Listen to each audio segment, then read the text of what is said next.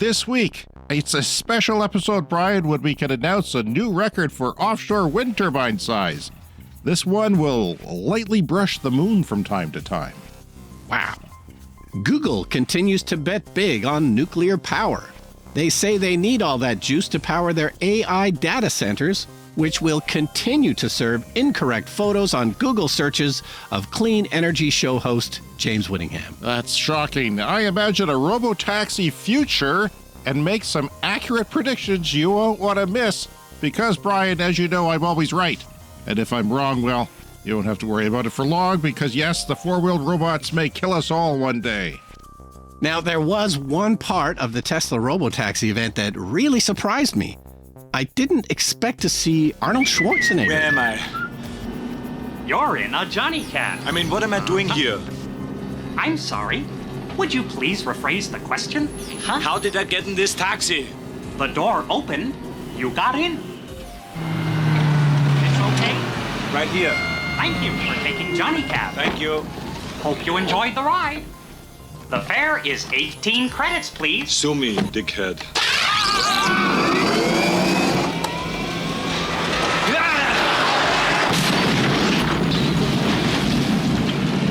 We hope you enjoyed the ride. All that and a lot more in this jam-packed edition of the Clean Energy Show. And also this week, Goldman Sachs has a very surprising battery outlook for next year, and we'll look at what some EV owners did in the recent Florida hurricanes. Brian, I mentioned that I have a segment coming up that's pre-recorded. It is about how I envision robotaxis to take place. There is a video that is now available that goes with that because I used AI to sort of make my vision come to life. And there's some AI images within that video. You can get that video for free on our Patreon page. You don't even need an account. It's a public post. I'm loving our Patreon page. It's a very neat little community we have got going there, and it's better than our website. So it's the new home of the Clean Energy Show. And you don't have to sign up if you don't want to, because there are some public posts and some paid ones as well, of course. Yeah, so I've got an update on my rammed earth pilot project. We've been talking about this for a while. So the wall part is now complete. Our architect, John, he did it in 3 sections. He was going to maybe do 4 sections, but he ended up doing a very kind of a large one for the last section so he could get it all done. So an L shape, helping him. It was an L-shaped curve, right? Yeah, exactly. So the last piece was a large flat part and then a little L part with a curve on it. And because it was so big, he did have somebody helping him that day. It took them quite a while to pound it out because it was quite large. Again, you've got to mix all the dirt and sand and cement and put it in the form and then, pound it out. And so, yeah, they were working kind of late that day to get that finished. But the wall part is up, looks fantastic. I love the look of it, the design of it. It really fits the design of our house pretty well, I think. It's nice and low. It's a low wall, about 3 feet high. And again, we're going to build a ramp behind it next to the house. So there's steel girders that the ramp is going to go on top of. So those are in place. So not quite finished, but we're very, very close. Well, I'm excited to see that. And it makes me more excited for the cottage because I think that's going to be, well, it sounds like it's going to go ahead if he's made it this far. Yeah. And the wall doesn't collapse. I think it's a green light to go for the cottage project, which would be entirely rammed earth. And I love the way it looks. I love that sort of texture that they put in different layers when they put it in. That's there. I'm really excited about it. And it's amazing that this is happening because your architect, you went to him and said, hey, I'd love to do something like this.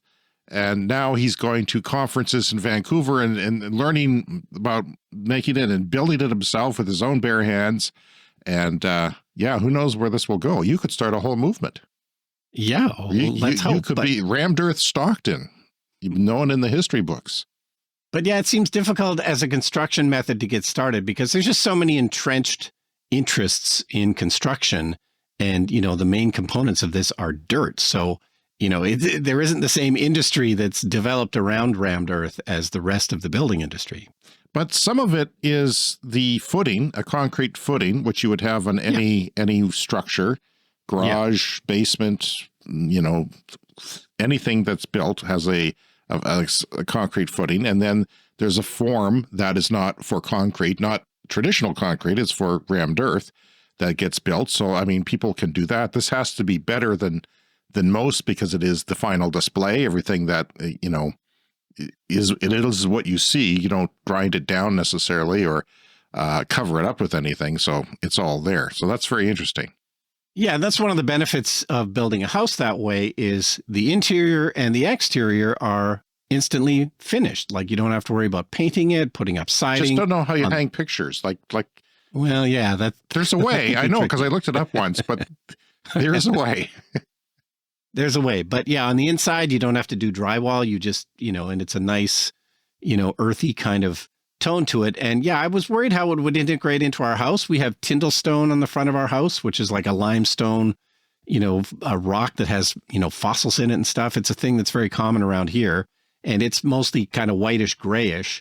So I was a little worried how the wall would integrate, but it works great, I think, just because of the size and the shape of it. So it's nice and low. You can still see all the Tyndallstone on the house.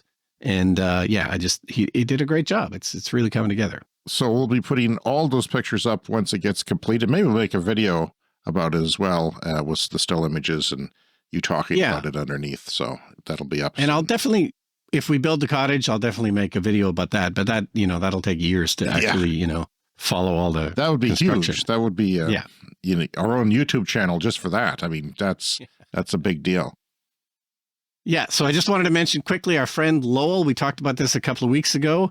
He's got a movie called Die Alone, and it's coming out Friday in the US and I think the rest of the world. So I just wanted to give it another plug. October 18th, Friday. Die Alone with Carrie Ann Moss and Frank Grillo. Awesome film made by our friend here in Saskatchewan. They just won the audience prize at the Stige Film Festival in Spain. This is like maybe the biggest sort of horror fantasy film festival in the world. Right. And they took home the audience prize. That's amazing. Yeah, that's audience prizes are very coveted because, you know, that's well, it also it shows it that it's a commercial film, that it's not just the critics it's pleasing, it's the audience. People love it. But audiences at film festivals are half critics in their blood anyway, I suppose. But yeah, Die Alone out this Friday. Yeah, go see it if you can. In the United States, it's not in every city, but if you live in a major center, you might have a chance to see it. You can go to their website and check if it is playing in your city. Hurricane gas shortages still exist, Brian, days after Hurricane Milton. And we've been comparing, you know, all the FUD that's out there, the disinformation about EVs and how you certainly wouldn't want to have an EV in a hurricane. Well, the opposite, of course, is true. I checked in the morning that the hurricane was set to arrive, and I opened up my Tesla app because I have it, because I can use it for charging my non-Tesla, you know, on their network. I don't have the adapter yet, but I have it for that reason and other reasons, I guess. And they were largely available the morning of the hurricane. It wasn't set to arrive till the evening, and the morning of, that's kind of when I would leave because I would want to pay as much hotel as I could. If I did leave. I did watch live hurricane streamers on YouTube, the people who chase tornadoes, but they're more lucky with this one because they know where it's going to be. They were so casual and laughing and just having a great time. It makes me not want to, you know, evacuate if I had a multi-story building or something, or if I wasn't right on the coast. But yeah, they're right on the coast looking at the storm surge and just walking around wading in the water. Well, there could be crocodiles. Anyway, that's another story. That's that. But I looked at the Tesla app, and yeah, the charges were not all full. They were, of course, operating because the hurricane hadn't arrived yet. The power outages didn't happen. Mind you, the outer bands were arriving, and I suppose that could cause power outages before the wall gets there. So that is a concern. But yeah, all the Tesla stations were working. There was a couple that had a 5-minute wait time, but that was nothing compared to what gas stations were going through if they had gas. This was the situation of the gas stations the day of the hurricane. So Gas Buddy finds that almost 1 in 4 gas stations across Florida are without fuel. That amounts to more than 1,700 gas stations. And this has been an even bigger issue in some of those areas that are bracing to get hit the hardest. So where you are in Tampa, 59% of the gas stations there don't have any fuel. Now, if you had an electric car, Brian, you had a home or a condo that charged at home like most people do, you would have a full range of car. You'd be packing your things instead of sitting in a gas station lineup or driving from gas station to gas station. And if you do sit in those gas station lineups, you may be crap out of luck because, by the time you get there, they might have dried up. Yeah. And of course, the hurricane's coming, so to charge up your car before it hits while the power is still working. That little clip, did that quote Gas Buddy? Was that the app that they were talking from about? our very city. It was initiated. Yeah. And not a lot happens here. I mean, we make a movie occasionally that goes international. And of course, there's our podcast. But Gas Buddy is one of those weird little apps that came from here, right?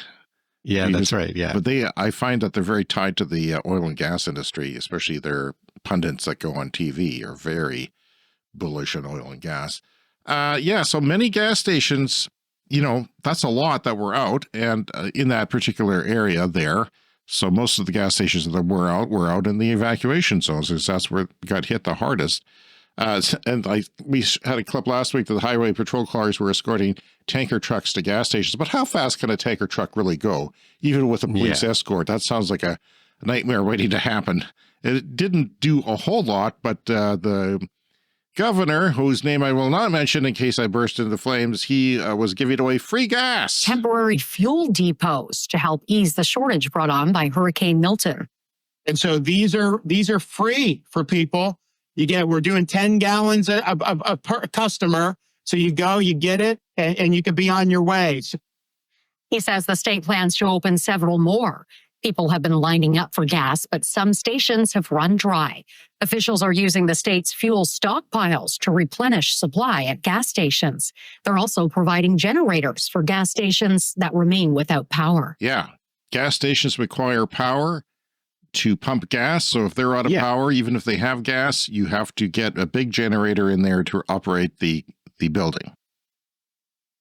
After the hurricane, there were, of course, many power outages in the Tampa area and the areas that were hit hardest. But Tesla brought a Megapack on the back of a semi-trailer. That's the pack that they would use in a grid storage system, the size of a semi-trailer, trailer, the whole full size, and it was all battery. And they hooked it into their Tesla supercharger at one location and fired it up. And it wasn't completely busy because people didn't need it, but some people did, and it was there if they needed it. The app updated to indicate what was going on there, and if you search for a charge, it would show you. See, on your app, on any app that you're using with an electric car, like a Tesla app, it'll tell you which ones, and it's up to date because those chargers are communicating with the server, unlike a gas station where you have people have to report to Gas Buddy, and it's not as reliable. So late Sunday, 30% of Florida gas stations still had no gas. And we had this update Monday, nearly half of the Tampa metro area's 1,800 gas stations were without fuel Monday afternoon. That's the last update I have on that. My point being, of course, that some things in this energy transition, Brian, will actually make life better. So here's an example. I've been reading about people with my car, the Chevrolet Bolt EV, on the Facebook groups. There's many thousands of people in that group, and some of them live in Florida. So this is what they've been doing. They've been powering their EVs, or powering their homes with their EVs. Now, what they do, this doesn't have what we call vehicle-to-home charging, like some of the pickup trucks do, where they'll actually have a big fat outlet where you can plug in your home. Then you have to have a big thing in your home, an inverter that powers your home. That costs many thousands of dollars. But what they were doing was going down to the hardware store and buying a inverter for their car that they hook up to the 12-volt battery, and that spits out, 1,000 watts or something like that. And so they run an extension cord to that, to their main things like their fridge and their lights and things like that. fans in one case, but no AC unit because that would take too much power, of course. This guy named Joseph Ember, he posted on the Chevy Bolt forum saying, 4 days without power after the hurricane, and the Bolt still provides power for the fridge, which is 31 cubic feet, the lights, the fans, and a small electric devices. 1,000 watts pure sine inverter worked very well. Around 20% of my car got used up per day, so that means it would have lasted about 5 days. And the average gas car, I looked it up, would last about 1.5 days, less than 1.5 days idling. Because it has to turn the engine over. It's not just powering your fridge. It's just keeping the engine going, which turns the alternator, which powers the battery. And of course, don't leave your car idling in your garage or it will kill you. Yes, and this is one luxury. You could drive your car right into your living room. If it's an EV, it does not matter. It is not emitting anything. So another person wrote, having an EV during a major hurricane has proven to be an incredible benefit. Prior to the storm, we were able to run around town getting the essentials without worrying about finding gas. That is a beautiful thing. When the power went out, we were able to run all of our refrigerators and freezers, charge our devices, power some lights, and keep a bedroom air conditioned. I don't know how they did that, frankly. After powering the essentials for a day and a half, the Bolt is down to only 75%. So we could go over 4 days like this. We got power back a few hours ago, and we were able to get out and survey the damage. People were waiting in hour-plus lineups just for the possibility of getting some gas. Longer outages may present a problem, but considering this was a once-in-a-century storm for the Tampa Bay area, I have a great confidence in my Bolt to get us through whatever nature throws at us. As I said, the clean transition is a transition to a better world. Yeah, well, just the idea that gas has to be physically distributed on a truck and, power outages do happen, but, electricity is sent over lines. It's a whole way easier system that is also data driven. All of these points, like charging stations, they're all connected online and to the internet. And as you've said, the gas stations don't have that. So, so much of this is a better sort of data driven solution, I guess, in the future.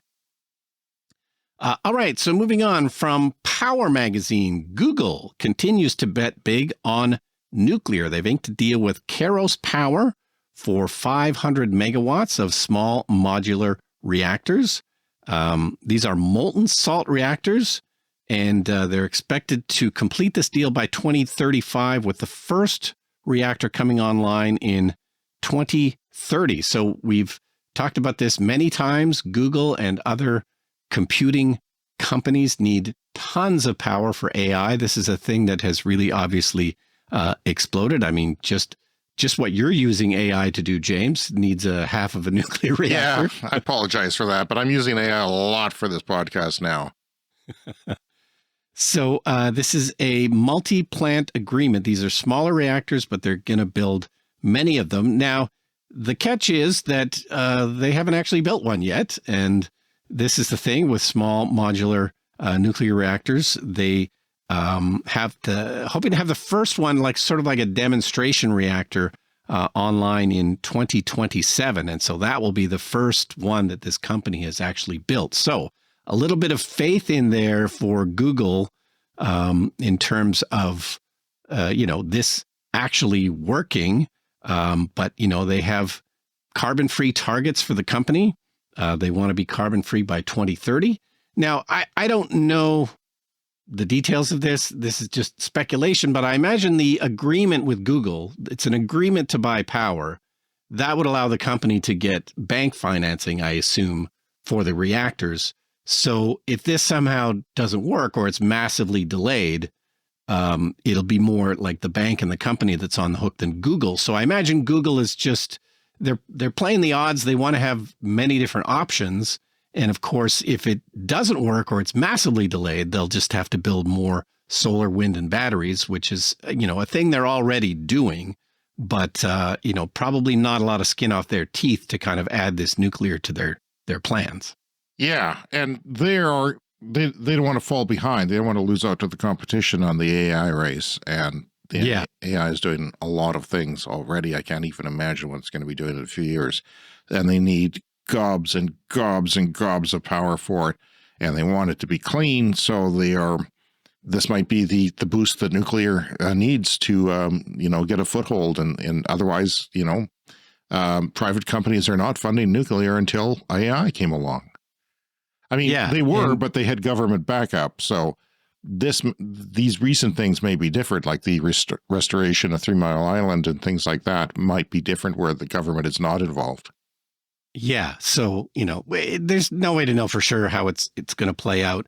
There is a very famous delayed nuclear project in the UK. This is Hinkley Point C, which we have mentioned every once in a while. This particular article is from The Guardian. So EDF is the French energy company that is a state-owned French energy company, and they're building Hinkley Point C. It's not a small one. This is a large one. This is enough to power, I forget, millions of homes. It's many times the size of the one you previously mentioned, which was about half of a normal nuclear reactor. Yeah. So, not to put too much cold water on those plans, but yeah, Hinkley Point C is one of those notoriously late projects. The original budget was 18 billion pounds when they started it in 2016. But it's, getting closer to now 50 billion pounds, which is about 65 billion US dollars. And they're looking for another $4 billion. This is EDF in order to finish the project. They're hoping that it will begin generating electricity in 2030. So still 6 years away. And they need another 4 billion to take the cost up to, 50 billion for this reactor.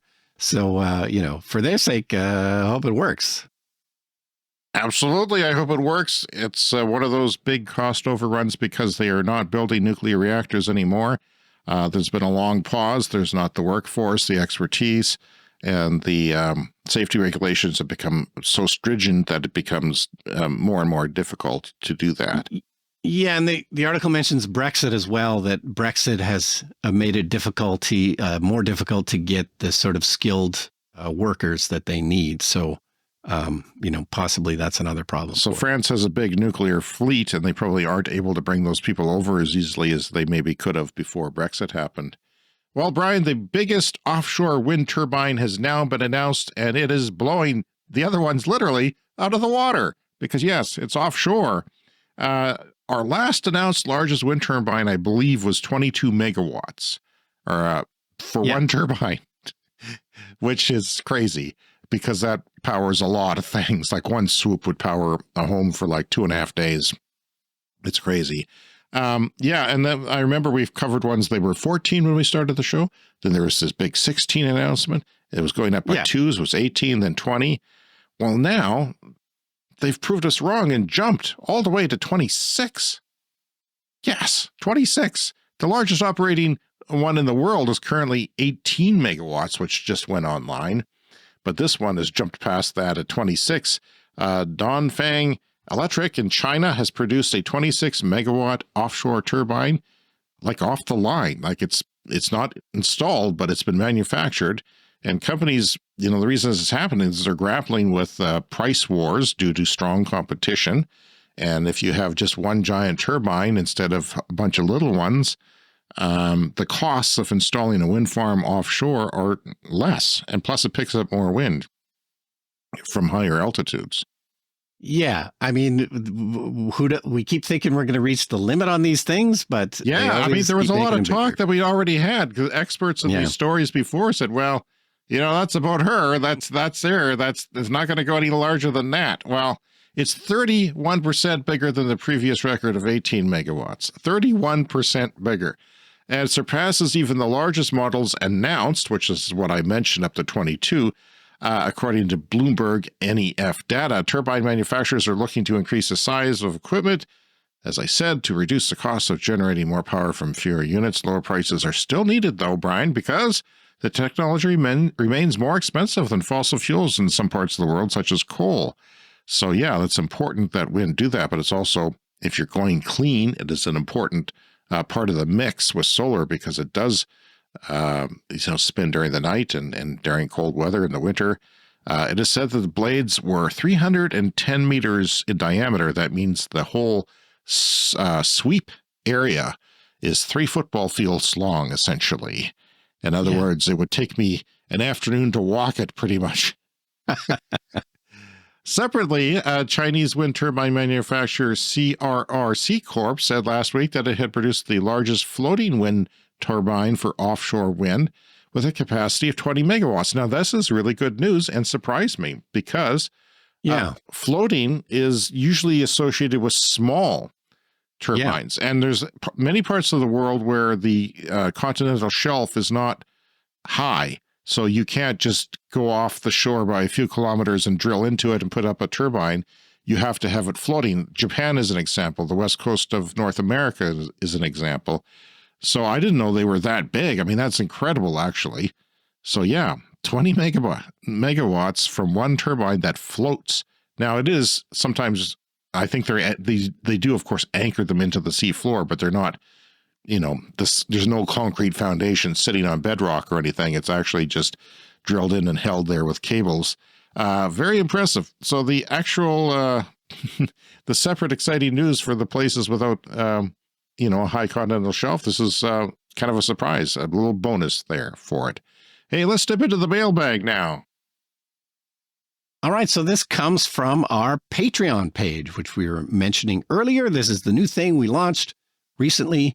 You can join and become a Patreon member and support us with a little bit of money if you like. So we have a comment on there from Timo, who says, looks great. Keep us up to date, please. This is in reference to my rammed earth wall. So he says, almost 10 years ago, my first design project in university was rammed earth. Sadly, didn't get the chance to actually build with it yet. Apparently, Timo is an architect. So yeah, like I say, it's a weird thing about rammed. Like it seems like a great way to build, but it's not exactly lighting the world on fire, taking off really quickly. And I don't know, for various reasons, there's some stumbling blocks to actually doing it this way, since the rest of the industry tends not to work this way. Yeah, it seems to be happening in pockets, like you mentioned, Vancouver, where your architect went to. Maybe Timo comes out to where we are and looks at your cottage when they build it, or after they build it. Come on out, Timo.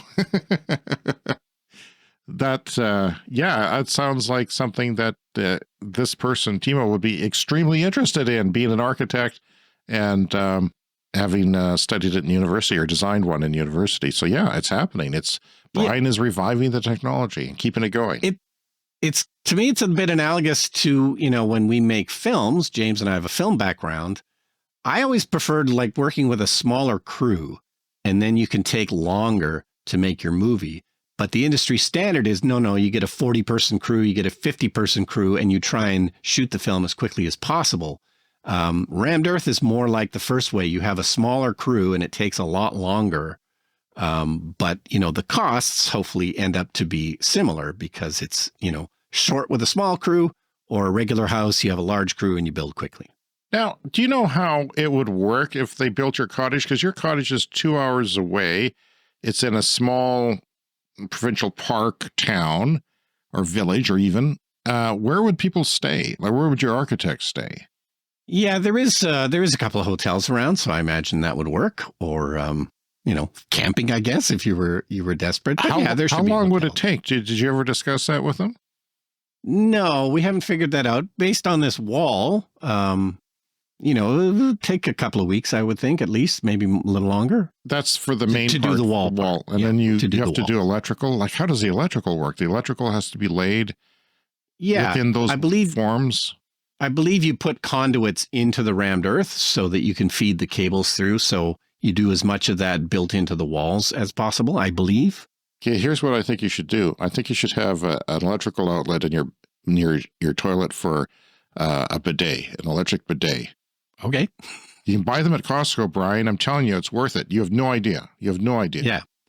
Electric bidet with a warm seat, and people... I wish I had more. I've got a lot of outlets in my kitchen. I wish I had more. It's got 2 separate circuits, and yet I wish I had more. You can't have enough electricity these days for appliances. Like, I've got, air fryers and things like that. And, it's just, I'm trying to think of things where if I built new, I wish I had this, so I'm mentioning it to you now in case. Hey, and I want to put in plumbing for a robot mop vacuum, like a wet robot mop. We're going to definitely build in the plumbing. And maybe a little doghouse for your cat? No, for the Clean Energy Show cat has its own house, a little detached heated bungalow. I was thinking like your robot lawnmower because you're not there all the time. Yeah, we would probably try and work out some kind of a robot lawnmower. They'd probably have robot snowblowers one day. Be prepared for that. And of course, a podcast studio. You have to have your own podcast studio because you'll be spending more time out there. Yeah. Do you want to tell people how they can get in touch with us?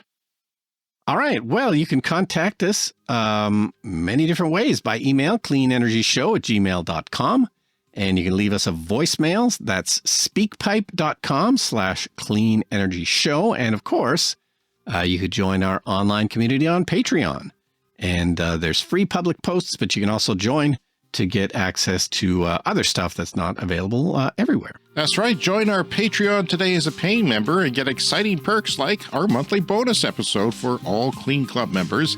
This month, you can go for a 30-minute ride with Brian and I in his Tesla Model Y without Brian driving, which, by the way, is the only way I would get into a car with you is if you didn't drive, because I know how you drive.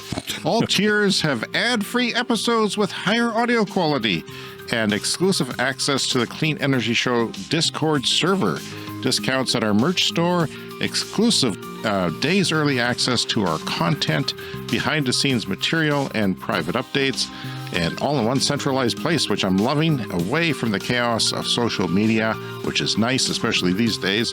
And you also get thank you credits on our video podcast and shout-outs on our audio podcast, which I'm about to do now.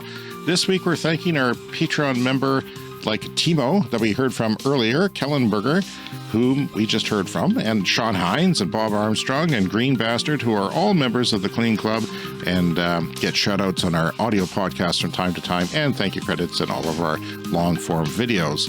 And thanks to all of our supporter-level members as well. You guys are making a big difference in our clean energy programming. Thanks for supporting climate-positive content.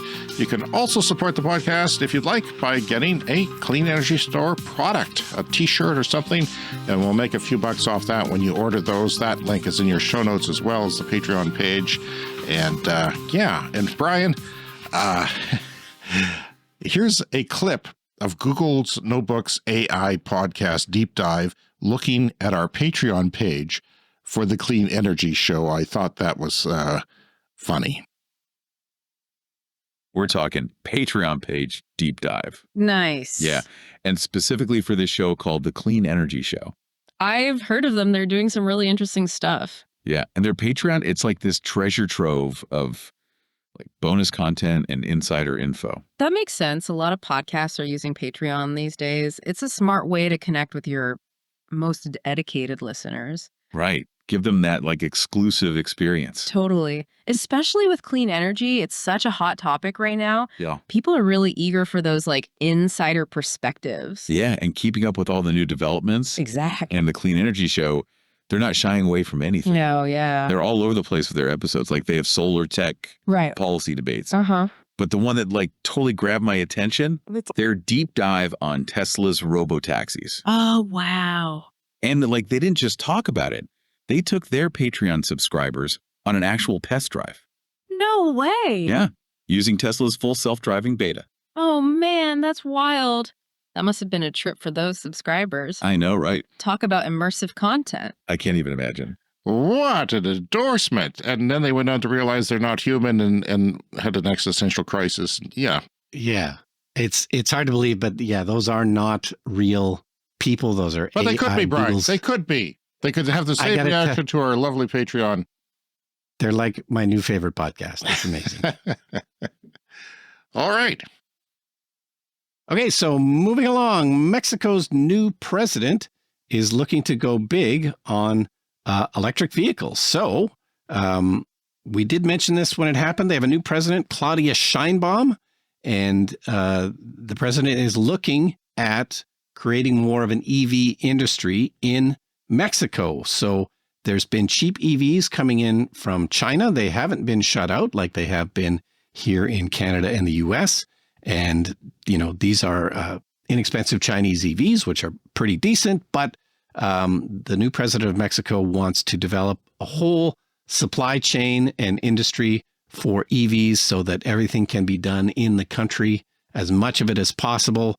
And so, they're looking to make their own EVs in China. So there's a prototype called an Olinia, and it's not clear who the companies are that are going to make these things, but the president said that they're trying to get everybody to kind of work together.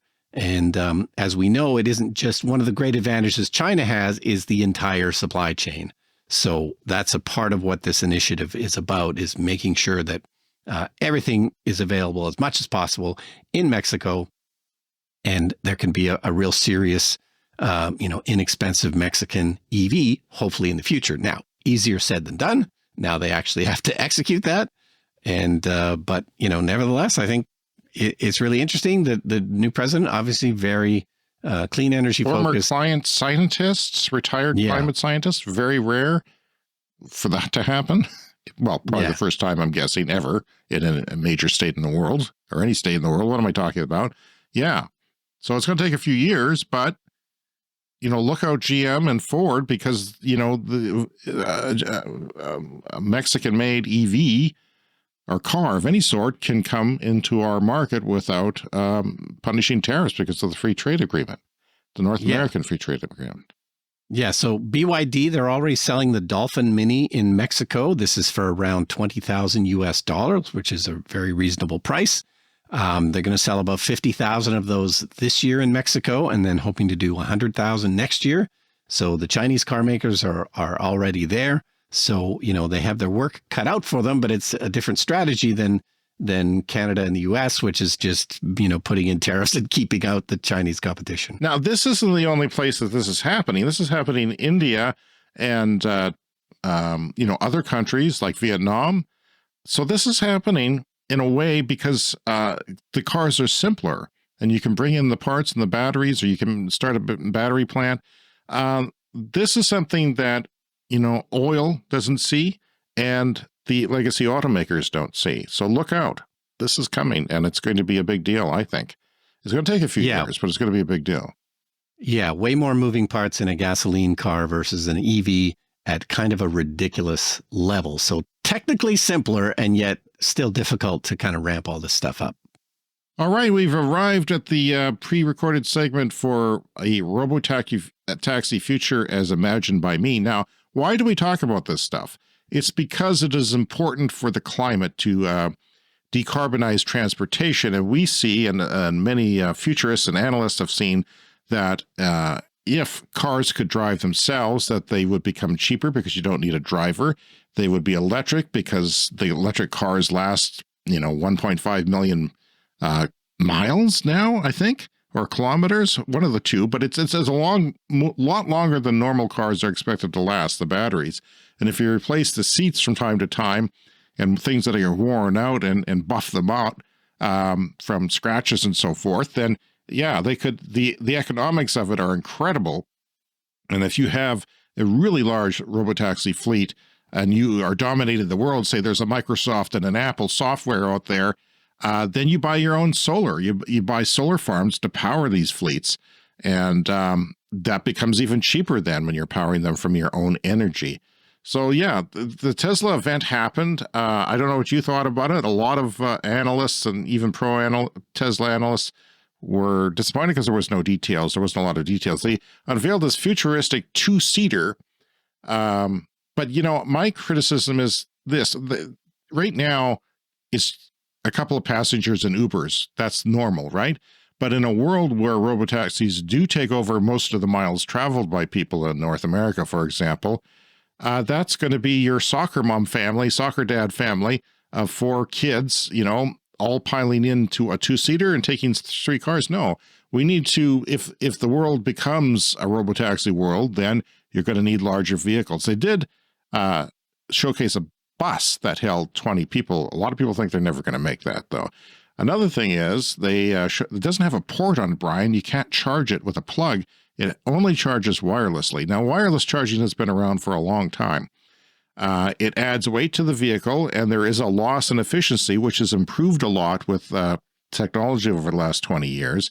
So it might be really worthwhile in some situations because you wouldn't need a robot. But I'm thinking, 10 years from now, because they had humanoid robots there already, 10 years from now, those humanoid robots surely would be able to plug in a car, and then you wouldn't have the energy loss of all those miles driven. You wouldn't lose 10% or something of that electricity through heat loss, wireless charging. Or it wouldn't have to be humanoid. It could just be an arm, which is what they've teased for years. And I think that might be a better situation. And here's why. Because if you have tens of thousands of cars and it's not rush hour, maybe it's the afternoon on a sunny day, maybe the grid pays you to store power and feed it back into the grid when those cars aren't being used and there's lots of extra electricity. And then you make money off of that. And then the system, the grid, the future grid is more flexible like that. So, yeah, the Tesla event and our Patreon bonus episode where you and I went driving got me to thinking about what this might be like in the future. The video for the segment, as I've said, is available on our Patreon page right now. So go there and watch it and skip this segment if you want because the visuals are good, or rewatch it with the visuals. It will show up on all of our media channels eventually by the end of the week. So do that. It's now available to watch. The link is in your show notes and you can follow along or watch it later because I did use AI to imagine some things. The world is most certainly going to become a robotaxi world one day. The question is when, not if. So why is that important for the environment? Well, if the AI software in robotaxis was at a point now where it could spread quickly across the world, fossil fuels would quickly be displaced for road transportation. The reason is because electrified transportation is much cheaper than combustion. A fleet of tens of thousands or even millions of robotaxis would not be able to compete with electric if you ran combustion vehicles. Your competition is electric, you have to be electric too. If it takes another decade to get to that point, electric vehicles will still increase in market share during that time, but the sooner transportation as a service becomes a thing, the better. Transportation as a service is estimated to cost 90% less than car ownership. Therefore, car ownership will greatly decrease. Car payments, repairs, cleaning, tires, insurance, all that costs a lot of money. And if you put that all into a subscription service like a Spotify for cars, it'll be a lot cheaper and a lot more preferable, especially for young people and older people. But it won't be like getting an Uber. It'll be faster, I think. Here's why. Without drivers, robotaxis could over-deploy and be sitting on standby, not doing anything down your street. Unused robotaxis won't cost much more than the cost of standby electricity for sitting there, so having enough to meet peak demand will make perfect sense. Or they could be sitting in an unused school parking lot just down the street from you. Same for grocery store parking lots or shopping mall parking lots that'll be underutilized in a robotaxi world. In the dead of winter, you'd likely be able to have that car show up at your front door before you could even get there yourself. By the time you ordered it, it'll only take a minute to get there. And if it's already starting to warm up, the interior will be a lot more pleasant via speedy electric heating. Of course, you'll be able to work on your way to work, watch a movie on your commute, or watch the Clean Energy Show YouTube channel, which will be run by robots in about 5 years, of course. I've got a poor relative who is always looking for a ride to get out of the house. She might even travel for free. Local shopping malls and restaurants could and probably will offer coupons for free rides to their establishment and maybe even throw in an ice cream cone. Because it'll be so cheap for them to offer that, it'll be the same as offering a discount on a hamburger. Churches might even buy a group subscription that only works on Sunday mornings, and it'll cost next to nothing for the church to do that and get their parishioners to the pews. When a robotaxi drives you home from work, the screen might entice you to stop at a restaurant to get a discount on something that you've ordered previously. Governments may be able to offer the poor free rides with coupon codes free to taxpayers as a condition of regulatory approval for robotaxi companies. The average American pays $14,000 per year for about 12,000 miles of car ownership. At first, a subscription might cost, $200 a month, but that would get down to as little as $20 a month once everything got going, maybe with limited miles. That's $10,000 per year put towards vacations and other things in your life to make your life better. Aside from not having the fun of driving, you'll be more productive and the convenience will outweigh car ownership, and I think most people will go for that. If it were to get that cheap, say, in 20 years, what would happen to public transportation? I'm not sure myself. I'm actually kind of questioning that.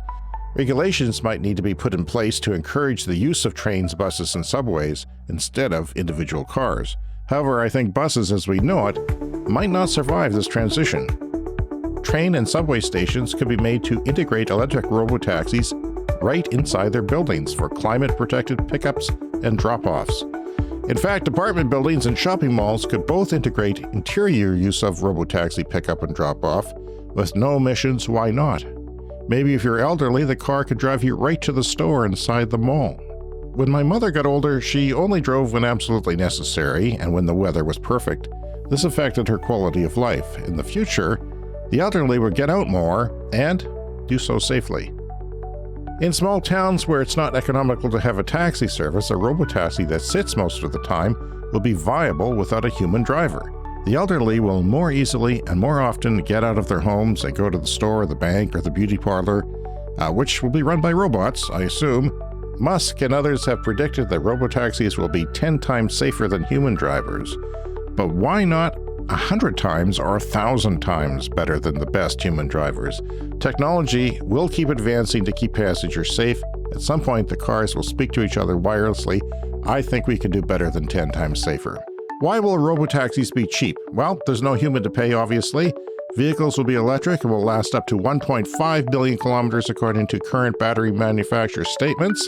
That'll probably get better as time goes on. There's less maintenance for EVs, so that makes them cheaper.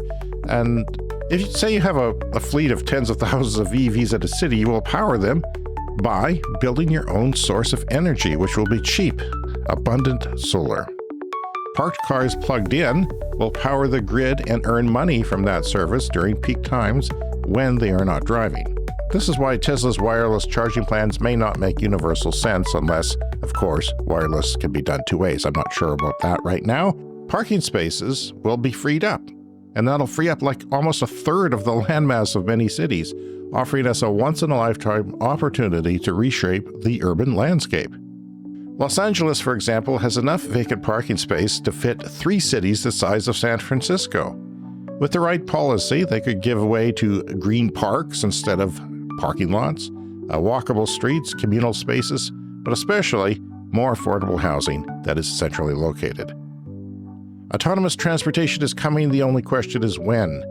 Waymo is already offering a paid service and driverless vehicles in multiple cities, but on a fairly limited basis. Surely in 10 years, the technology will be improved enough for mass expansion by whomever wins the AI driving race. Well, Brian, what has to happen? We have to solve self-driving. It's not solved completely. Waymos do exist. If you think all of this is nonsense, go watch a YouTube video of a customer getting into a Waymo and traveling across, because every time I show somebody that, it blows their minds. They have no idea. They also say, I would never do that. But it is there. Yes, that has to be solved. It has to spread from city to city. Waymo maps things down to the millimeter pretty much, and has Tesla is relying only on vision. If you also don't believe it, I mean, it's pretty remarkable actually that you and I drove for 30 minutes without any intervention. But you're there, so it's not as dramatic as getting into a car with nobody there. But you're there with your hands just about to touch the wheel and take over, and your foot is, ready to go on the brake. But you did not take over. And some, odd things were thrown at us, like a pedestrian running out in the middle of the street. Yeah, no, it ended better than that Arnold Schwarzenegger. Yeah, fortunately. But so we live in a small city in the middle of Canada, and we've talked about this before. This is going to affect different cities different ways. Every city is different. For us, as we said recently, we have no passenger train service here at all for our city. We have very limited passenger bus service between cities. Hardly worth mentioning. It's just basically 2 major cities, and that's it. That's right. And then within the city, we do have city bus service, but they typically only come every 40 minutes, so it's not the best. We have some of those larger accordion buses, which is, it's like they're full in the morning, like, 8 a.m. they're full, and then 5 p.m. they're full. And then the rest of the day, they drive around these massive accordion buses, basically empty. It doesn't make any sense at all. Yeah.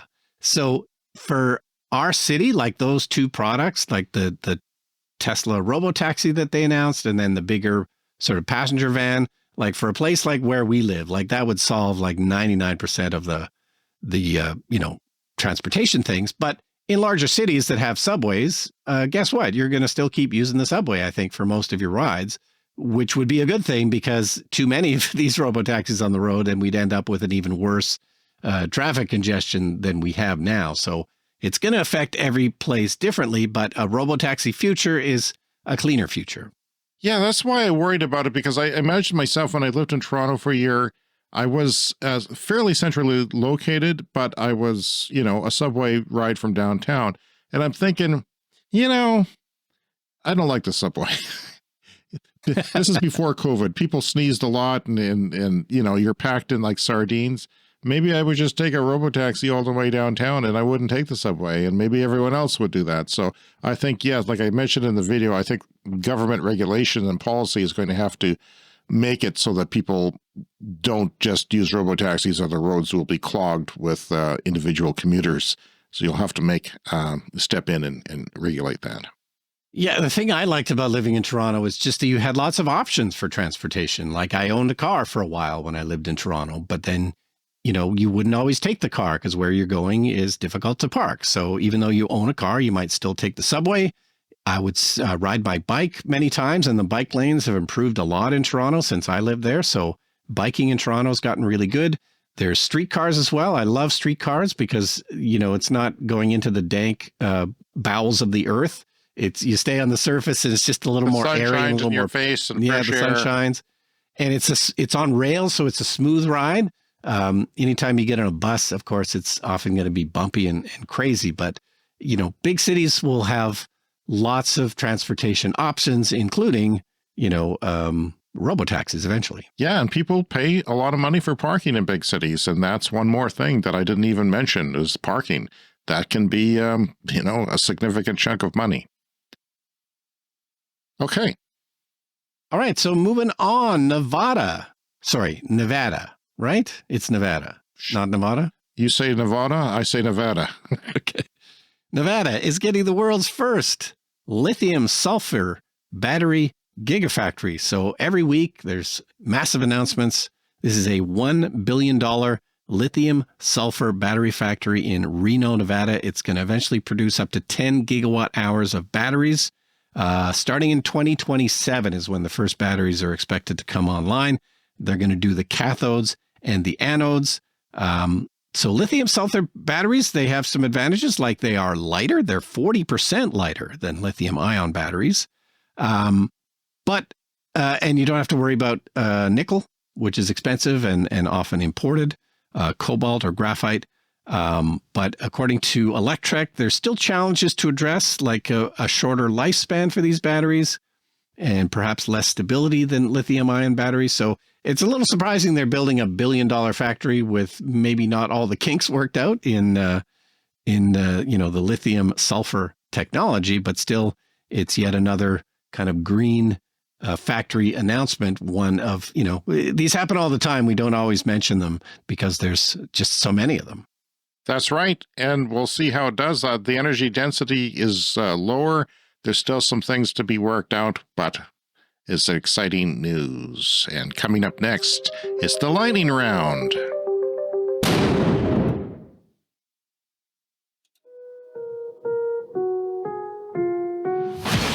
It's time for the lightning round. The lightning round is a fast-paced look at the latest headlines in climate, clean energy, and transportation. 5 million deaths per year. That's caused by air pollution just in the global south, caused mostly by burning oil, coal, and gas. 5 million people killed by that fossil fuel pollution every year in the global south. And that's got to stop. And the thing is, we know from the show that it can stop. There are solutions. A new U.S. study estimates the total climate pollution from natural gas was 33% greater than from coal over a 20-year period. Yeah, this is climate pollution. Liquefied natural gas, which is often made and transported, and it's been seen as a sort of a bridge or a replacement for coal, but it's because it's not so simple to produce and ship. it turns out that the emissions are in fact greater than coal, which is very unfortunate. Which brings us to a CES Fast Fact. This is your regular reminder that close to half of all shipping traffic in the world is just moving fossil fuels around. I have to keep mentioning that. Yeah. Because it's so incredible, and we have new listeners to the show all the time, of course, so important to remember that. Trucks have to bring the gas to the gas stations in Florida that don't have any. Global EV sales are up 20% in August 2024, year over year. Just about 9% in the U.S. market now are EVs. That's an increase of about 8% over the same quarter last year. Get this, Brian, FEMA officials forced to halt Hurricane Helene operations due to threats and militias forming because of false information from Republican politicians and news organizations and clickbaity places egging that on. Rooftop solar supplies more than 50% of Australia's main grid's power for the first time. This was a moment, a period of time on Saturday in the middle of the day when the sun was shining and there was, businesses closed and factories closed, when the output of solar PV mounted just on rooftops of millions of Australia's homes reached 50.4% of the country's electrical generation. It's just incredible. And amazing. People say solar, you gotta, there's so much going on. The newest mid-size crossover in Stellantis' European lineup is available in a 5 or 7 passenger configuration with either, this is the two options, a mild hybrid combustion engine or a battery electric vehicle, all battery electric. And guess what? The price is the same. We've reached price parity on that. Yeah. I suspect that's partly due to, EV quotas and clean air quotas forcing it in the direction of price parity. They're maybe losing a little bit of money on those EV versions, but price parity is here for gas versus EVs. That's amazing. Friend of the show, Joe Biden, announced $612 million for new grid projects to support communities impacted by Hurricanes Helene and Milton. What are they going to do? They're going to put the power lines underground so they don't blow over. Good idea. Expensive and not easy all the time, but good idea. In 2023, the city of Edmonton in Canada invested in service for buses, adding 120,000 service hours to the transit network. And what happened? Ridership is up 12% compared to pre-pandemic levels. So, this is what maybe they would have to do here, and they can't. But if they were driverless and there was various sizes of things, interesting idea. Edmonton's a bigger city, and it's always easier to make public transit work the more people you have. So I guess, if you build it, they will come. So buses can last up to 18 years, public transit buses, and we are planning for all electric buses. And I wonder what that means in a robotaxi world. Hurricane Milton might have made landfall as a weaker Category 2 storm instead of a Category 3 if climate change hadn't intensified it, a rapid analysis by scientists has found. The head of Toyota says the shift to EVs will lead to job losses among those working on combustion engines, Reuters reports. Well, yeah. Who'd have thought? Yeah. Nearly 70 countries, making up 80% of the global renewables market, are set to surpass their national renewable ambitions for 2030. They're not going to fall short. They're going to surpass them very soon. That's like 70 countries are doing that, not just China, but 70 countries. And finally this week, electric vehicle battery prices are expected to fall almost 50% by 2026. This is from Goldman Sachs. They've done a study on this, and average global prices for electric vehicle batteries are expected to fall by 50% by 2026 due to combinations of technical innovation, which we see all the time from China, and a downturn in battery metal prices. There was a shortage out of the pandemic, and that has taken care of itself. Now there's an oversupply. This price drop could make electric vehicle ownership's cost equivalent to petrol cars in the United States. As a result, experts predict that demand for electric vehicles will significantly rise starting in 2026.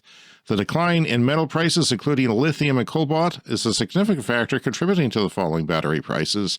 Nearly 60% of the cost of EV batteries comes from these metals, and they are falling. So price parity without government incentives is coming for all vehicles in all vehicle segments.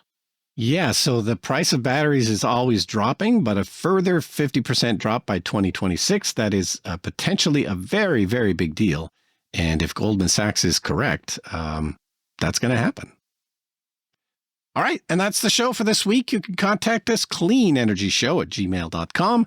Around social media, Clean Energy Pod, and please join our Patreon for free to get special updates about the show. The link is in the show notes. And you can also support the show with a purchase from the Clean Energy merch store, again, listed in your show notes or on our website or on the Patreon page.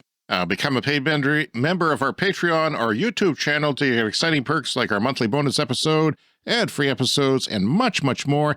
The video version of our podcast is released the weekend following the audio version. It is on TikTok. It is on Instagram, although they will be shorter versions because they have to be restricted to an hour. Sometimes we go over an hour. Rate and review us on Apple Podcasts or on Spotify if you don't mind, if you'd like to help us out. Welcome to all the new listeners to the show. Please remember to subscribe on your podcast app because we do this every week, and we'll be doing it again next week, come hell or high water. See you next week. See you next week. Join the Clean Energy Show's Clean Club with a YouTube channel membership or on Patreon and support our weekly climate programming. Get early access to all our videos and podcasts, as well as members-only bonus content, Discord server access, and a monthly bonus podcast from Brian and James. The Clean Energy Show is released every week wherever you get audio, as well as YouTube, TikTok, and Instagram.